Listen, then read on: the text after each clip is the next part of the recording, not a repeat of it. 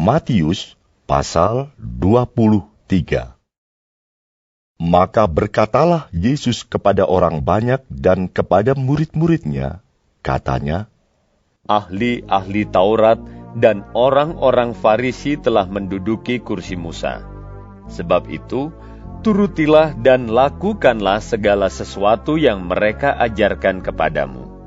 Tetapi, janganlah kamu turuti perbuatan-perbuatan mereka, karena mereka mengajarkannya tetapi tidak melakukannya. Mereka mengikat beban-beban berat, lalu meletakkannya di atas bahu orang, tetapi mereka sendiri tidak mau menyentuhnya. Semua pekerjaan yang mereka lakukan hanya dimaksud supaya dilihat orang. Mereka memakai tali sembahyang yang lebar dan jumbai yang panjang. Mereka suka duduk di tempat terhormat dalam perjamuan dan di tempat terdepan di rumah ibadat. Mereka suka menerima penghormatan di pasar dan suka dipanggil rabi. Tetapi kamu, janganlah kamu disebut rabi, karena hanya satu rabimu dan kamu semua adalah saudara. Dan janganlah kamu menyebut siapapun bapa di bumi ini, karena hanya satu Bapamu, yaitu Dia yang di sorga. Janganlah pula kamu disebut pemimpin, karena hanya satu pemimpinmu, yaitu Mesias. Barang siapa terbesar di antara kamu, hendaklah ia menjadi pelayanmu. Dan barang siapa meninggikan diri, ia akan direndahkan. Dan barang siapa merendahkan diri, ia akan ditinggikan. Celakalah kamu, hai ahli-ahli Taurat dan orang-orang Farisi, hai kamu orang-orang munafik, karena kamu menutup pintu-pintu kerajaan sorga di depan orang. Sebab kamu sendiri tidak masuk, dan kamu merintangi mereka yang berusaha untuk masuk.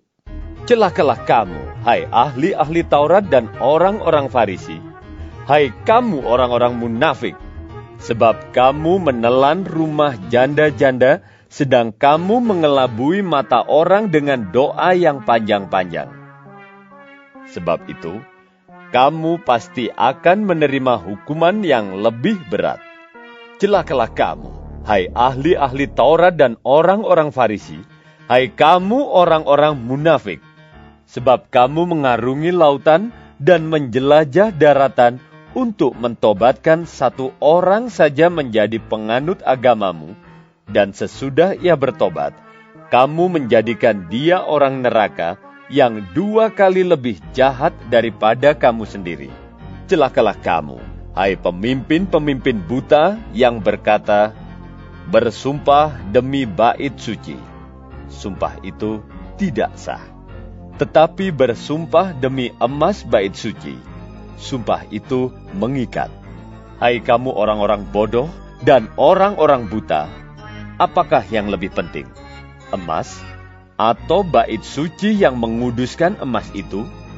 Bersumpah demi mezbah, sumpah itu tidak sah. Tetapi bersumpah demi persembahan yang ada di atasnya, sumpah itu mengikat. Hai kamu orang-orang buta, apakah yang lebih penting? Persembahan atau mezbah yang menguduskan persembahan itu? Karena itu, barang siapa bersumpah demi mezbah, ia bersumpah demi mezbah dan juga demi segala sesuatu yang terletak di atasnya. Dan barang siapa bersumpah demi bait suci, ia bersumpah demi bait suci dan juga demi Dia yang diam di situ. Dan barang siapa bersumpah demi sorga, ia bersumpah demi takhta Allah dan juga demi Dia yang bersemayam di atasnya. Celakalah kamu, hai ahli-ahli Taurat dan orang-orang Farisi, hai kamu orang-orang munafik, sebab persepuluhan dari selasih, adas manis, dan jintan kamu bayar. Tetapi yang terpenting dalam hukum Taurat kamu abaikan, yaitu keadilan dan belas kasihan dan kesetiaan. Yang satu harus dilakukan, dan yang lain jangan diabaikan. hai kamu pemimpin-pemimpin buta. Nyamuk kamu tapiskan dari dalam minumanmu, tetapi unta yang di dalamnya kamu telan. Celakalah kamu, hai ahli-ahli Taurat dan orang-orang Farisi, hai kamu orang-orang munafik, sebab cawan dan pinggan kamu bersihkan sebelah luarnya, tetapi sebelah dalamnya penuh rampasan dan kerakusan. Hai orang Farisi yang buta, bersihkanlah dahulu sebelah dalam cawan itu, maka sebelah luarnya juga akan bersih. Celakalah kamu, hai ahli-ahli Taurat dan orang-orang Farisi, hai kamu orang-orang munafik, sebab kamu sama seperti kuburan yang dilabur putih, yang sebelah luarnya memang bersih tampaknya, tetapi yang sebelah dalamnya penuh tulang belulang dan pelbagai jenis kotoran. Demikian jugalah kamu. Di sebelah luar, kamu tampaknya benar di mata orang, tetapi di sebelah dalam, kamu penuh kemunafikan dan kedurjanaan. Celakalah kamu, hai ahli-ahli Taurat dan orang-orang Farisi, hai kamu orang-orang munafik, sebab kamu membangun makam nabi-nabi dan memperindah tugu orang-orang saleh, dan berkata, jika kami hidup di zaman nenek moyang kita, tentulah kami tidak ikut dengan mereka dalam pembunuhan nabi-nabi itu. Tetapi dengan demikian, kamu bersaksi terhadap diri kamu sendiri, bahwa kamu adalah keturunan pembunuh nabi-nabi itu. Jadi, penuhilah juga takaran nenek moyangmu. Hai kamu ular-ular, hai kamu keturunan ular beludak, bagaimanakah mungkin kamu dapat meluputkan diri dari hukuman neraka? Sebab itu, lihatlah, aku mengutus kepadamu nabi-nabi, orang-orang bijaksana, dan ahli-ahli Taurat.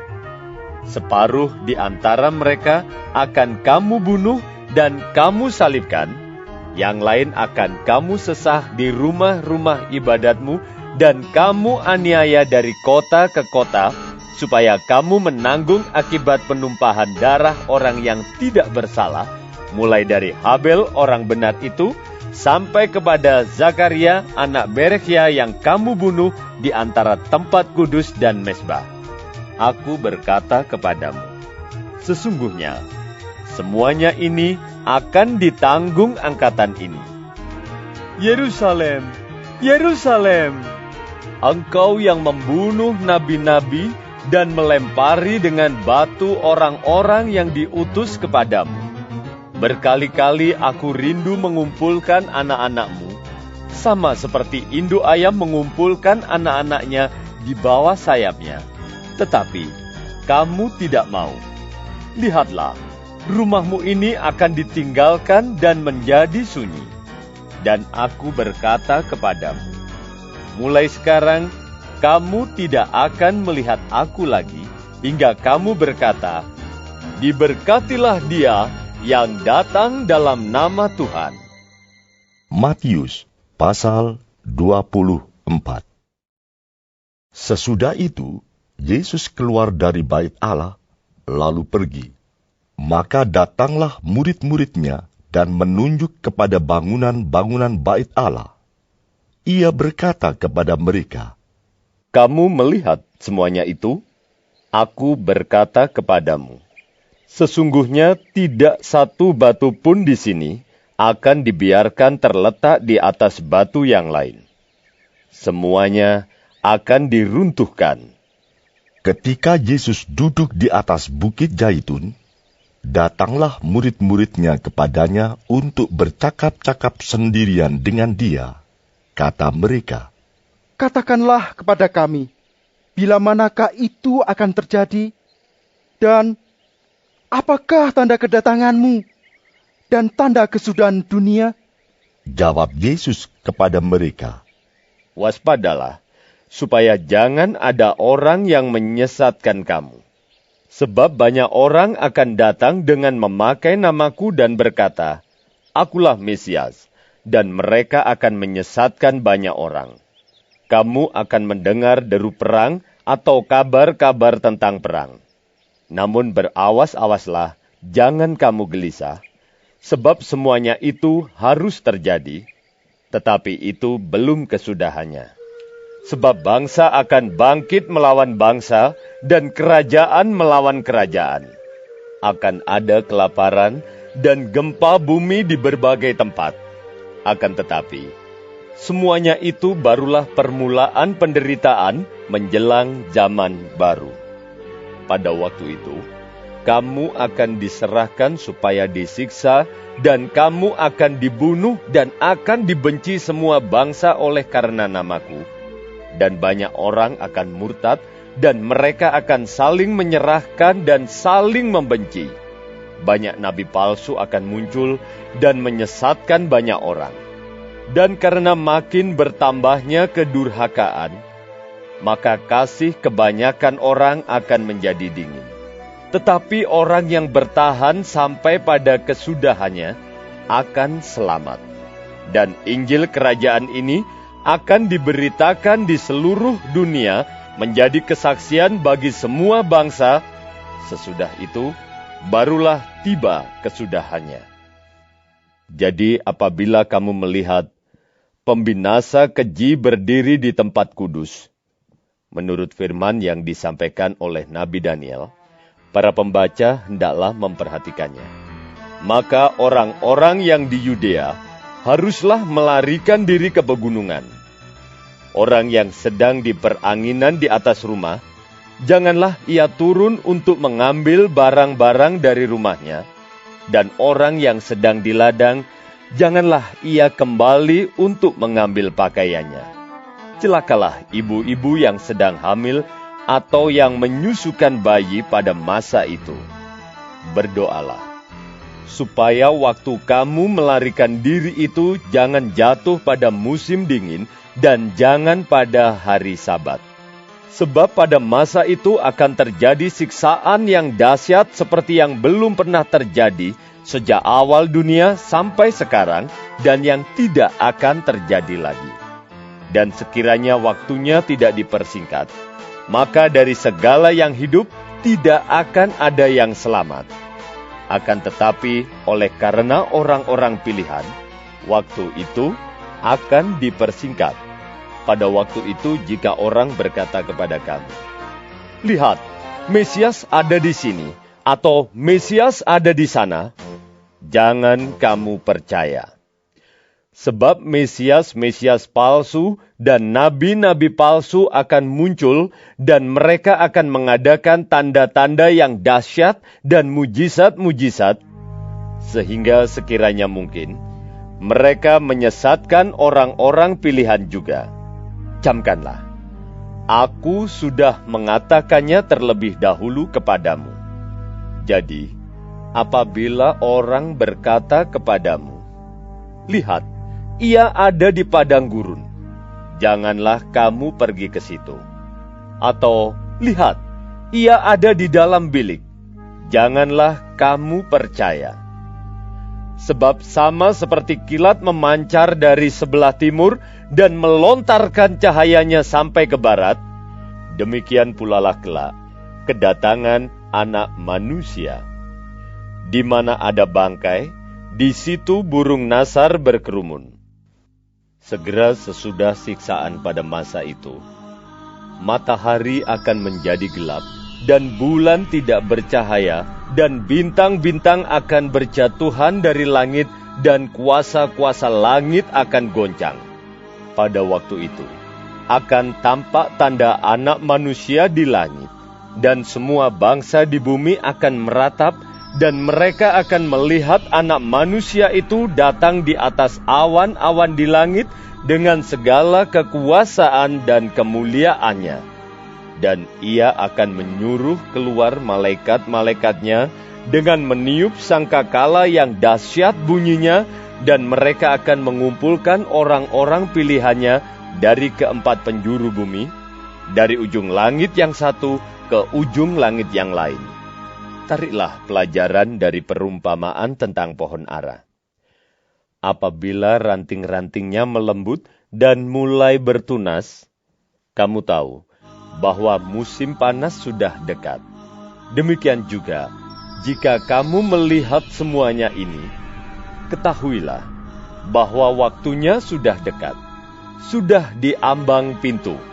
Aku berkata kepadamu, sesungguhnya angkatan ini tidak akan berlalu sebelum semuanya ini terjadi. Langit dan bumi akan berlalu, tetapi perkataanku tidak akan berlalu. Tetapi tentang hari dan saat itu, tidak seorang pun yang tahu. Malaikat-malaikat di sorga, tidak. Dan anak pun tidak. Hanya Bapa sendiri. Sebab sebagaimana halnya pada zaman Nuh, demikian pula halnya kelak pada kedatangan anak manusia. Sebab sebagaimana mereka pada zaman sebelum air bah itu makan dan minum, kawin dan mengawinkan, sampai kepada hari Nuh masuk ke dalam bahtera, dan mereka tidak tahu akan sesuatu sebelum air bah itu datang dan melenyapkan mereka semua. Demikian pula lah halnya kelak pada kedatangan anak manusia. Pada waktu itu, kalau ada 2 orang di ladang, yang seorang akan dibawa dan yang lain akan ditinggalkan. Kalau ada 2 orang perempuan sedang memutar batu kilangan, yang seorang akan dibawa dan yang lain akan ditinggalkan. Karena itu, berjaga-jagalah, sebab kamu tidak tahu pada hari mana Tuhanmu datang. Tetapi, ketahuilah ini, jika tuan rumah tahu pada waktu mana pada malam hari pencuri akan datang, sudahlah pasti ia berjaga-jaga dan tidak akan membiarkan rumahnya dibongkar. Sebab itu, hendaklah kamu juga siap sedia, karena anak manusia datang pada saat yang tidak kamu duga. Siapakah hamba yang setia dan bijaksana, yang diangkat oleh tuannya atas orang-orangnya untuk memberikan mereka makanan pada waktunya?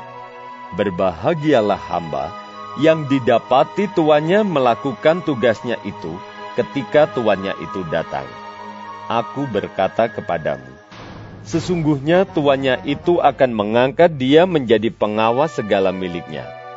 Akan tetapi, apabila hamba itu jahat dan berkata di dalam hatinya, tuanku tidak datang-datang, lalu ia mulai memukul hamba-hamba lain dan makan minum bersama-sama pemabuk-pemabuk, maka tuan hamba itu akan datang pada hari yang tidak disangkakannya dan pada saat yang tidak diketahuinya, dan akan membunuh dia dan membuat dia senasib dengan orang-orang munafik.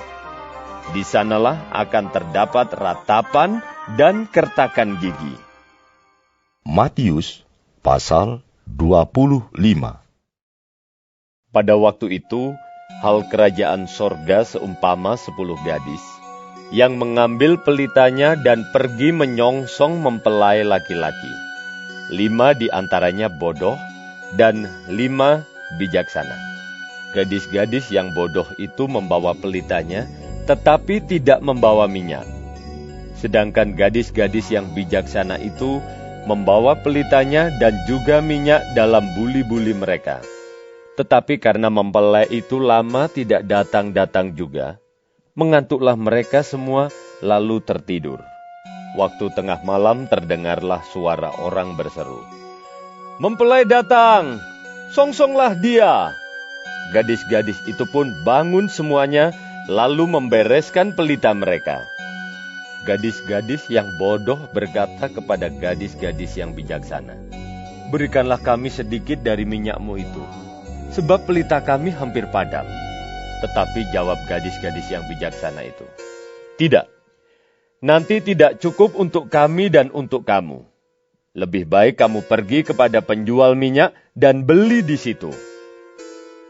Akan tetapi, waktu mereka sedang pergi untuk membelinya, datanglah mempelai itu, dan mereka yang telah siap sedia masuk bersama-sama dengan dia ke ruang perjamuan kawin, lalu pintu ditutup. Kemudian datang juga gadis-gadis yang lain itu dan berkata, "Tuan, Tuan, bukakanlah kami pintu." Tetapi ia menjawab, "Aku berkata kepadamu, sesungguhnya aku tidak mengenal kamu. Karena itu, berjaga-jagalah, sebab kamu tidak tahu akan hari maupun akan saatnya. Sebab hal kerajaan sorga sama seperti seorang yang mau bepergian ke luar negeri, yang memanggil hamba-hambanya dan mempercayakan hartanya kepada mereka. Yang seorang diberikannya 5 talenta, yang seorang lagi 2, dan yang seorang lain lagi 1, masing-masing menurut kesanggupannya, lalu ia berangkat. Segera pergilah hamba yang menerima 5 talenta itu. Ia menjalankan uang itu, lalu beroleh laba 5 talenta. Hamba yang menerima 2 talenta itu pun berbuat demikian juga, dan berlaba 2 talenta.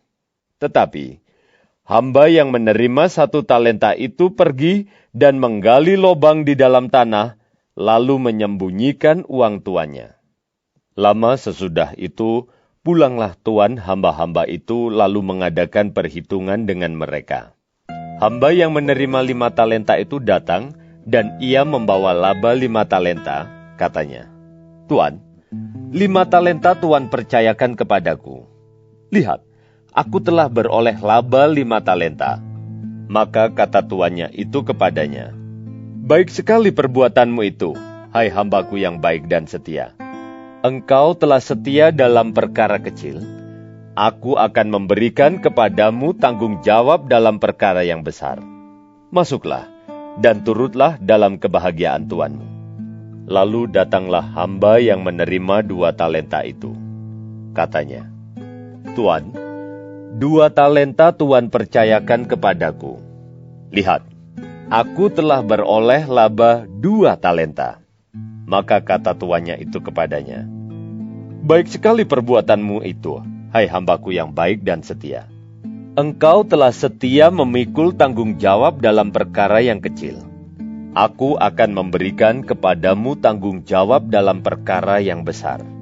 Masuklah, dan turutlah dalam kebahagiaan tuanmu." Kini datanglah juga hamba yang menerima 1 talenta itu dan berkata, "Tuan, aku tahu bahwa Tuan adalah manusia yang kejam, yang menuai di tempat di mana Tuan tidak menabur, dan yang memungut dari tempat di mana Tuan tidak menanam. Karena itu aku takut dan pergi menyembunyikan talenta Tuan itu di dalam tanah. Ini, terimalah kepunyaan Tuan." Maka jawab tuannya itu, "Hai kamu, hamba yang jahat dan malas. Jadi kamu sudah tahu bahwa aku menuai di tempat di mana aku tidak menabur dan memungut dari tempat di mana aku tidak menanam. Karena itu, sudahlah seharusnya uangku itu kau berikan kepada orang yang menjalankan uang, supaya sekembaliku aku menerimanya serta dengan bunganya. Sebab itu, ambillah talenta itu daripadanya dan berikanlah kepada orang yang mempunyai 10 talenta itu. Karena setiap orang yang mempunyai, kepadanya akan diberi sehingga ia berkelimpahan. Tetapi siapa yang tidak mempunyai, apapun juga yang ada padanya akan diambil daripadanya. Dan campakkanlah hamba yang tidak berguna itu ke dalam kegelapan yang paling gelap. Di sanalah akan terdapat ratap dan kertak gigi.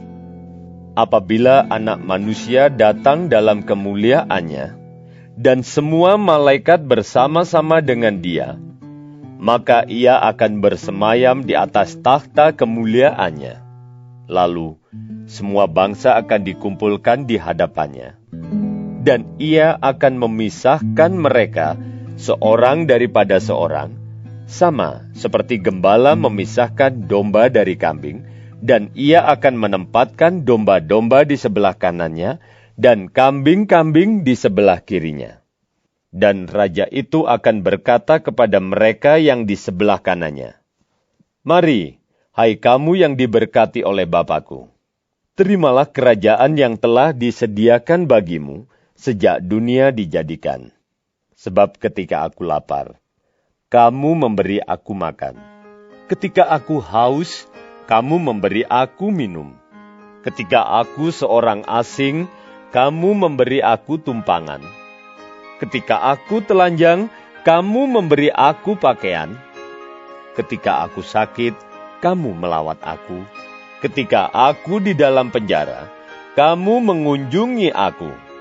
Maka orang-orang benar itu akan menjawab dia. Katanya, Tuhan, bila manakah kami melihat Engkau lapar dan kami memberi Engkau makan, atau haus dan kami memberi Engkau minum? Bila manakah kami melihat Engkau sebagai orang asing dan kami memberi Engkau tumpangan, atau telanjang dan kami memberi Engkau pakaian? Bila manakah kami melihat Engkau sakit atau dalam penjara dan kami mengunjungi Engkau? Dan raja itu akan menjawab mereka, Aku berkata kepadamu, sesungguhnya segala sesuatu yang kamu lakukan untuk salah seorang dari saudaraku yang paling hina ini, kamu telah melakukannya untuk aku. Dan ia akan berkata juga kepada mereka yang di sebelah kirinya, Enyahlah dari hadapanku, hai kamu orang-orang terkutuk. Enyahlah ke dalam api yang kekal yang telah sedia untuk iblis dan malaikat-malaikatnya. Sebab ketika aku lapar, kamu tidak memberi aku makan. Ketika aku haus, kamu tidak memberi aku minum. Ketika aku seorang asing, kamu tidak memberi aku tumpangan. Ketika aku telanjang, kamu tidak memberi aku pakaian. Ketika aku sakit dan dalam penjara, kamu tidak melawat aku. Lalu mereka pun akan menjawab dia. Katanya, Tuhan, bila manakah kami melihat Engkau lapar, atau haus, atau sebagai orang asing, atau telanjang, atau sakit, atau dalam penjara, dan kami tidak melayani Engkau? Maka ia akan menjawab mereka, Aku berkata kepadamu, sesungguhnya, segala sesuatu yang tidak kamu lakukan untuk salah seorang dari yang paling hina ini, kamu tidak melakukannya juga untuk aku. Dan mereka ini akan masuk ke tempat siksaan yang kekal, tetapi orang benar ke dalam hidup yang kekal.